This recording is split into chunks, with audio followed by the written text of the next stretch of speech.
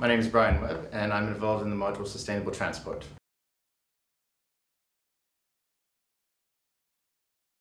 The aim of the module is for students to gain a better understanding of the need for sustainable transport, so walking, cycling, public transit use, and also the means by which they can promote and implement it in practice.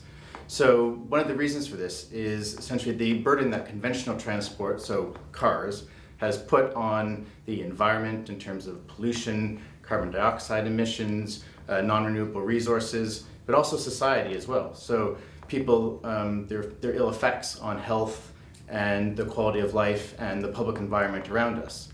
In the UK, from around the sort of mid-1960s up until the mid-1990s, there's been a prolonged sort of use of car. So it's sort of exploded, even more so than the population. And so what we have to do is think about ways in which to reduce car use and car ownership. And from the 1990s onwards, there's been a sustained attempt to try and do that in the UK in particular. And we've seen car use decline over time and sustainable modes increase. And so what we try and do for the students is to sort of show them how they can go about doing that and implement those practices.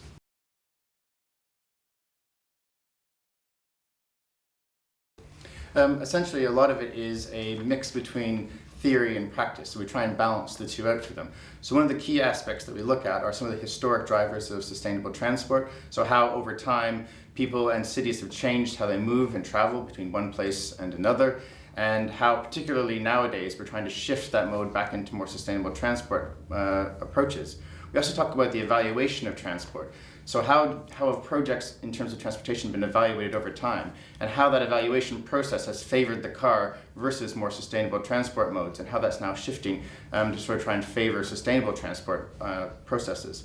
We also discuss some of the key things is accessibility and mobility. So this idea that people actually change how they move over time, and that actually one of the key components is how people will shift and stay in one place versus working in another place, and how you try and balance convenience with access. Also, we talk about behavioral change.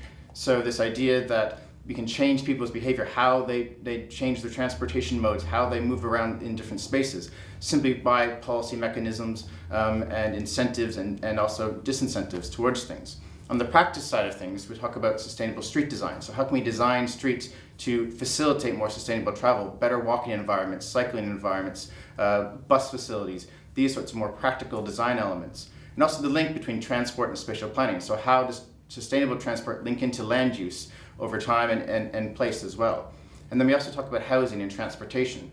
So looking at it from a wider perspective, particularly from a sort of a regional perspective of how people commute from one place to another, and how we can encourage more sustainable forms of commuting and housing locations.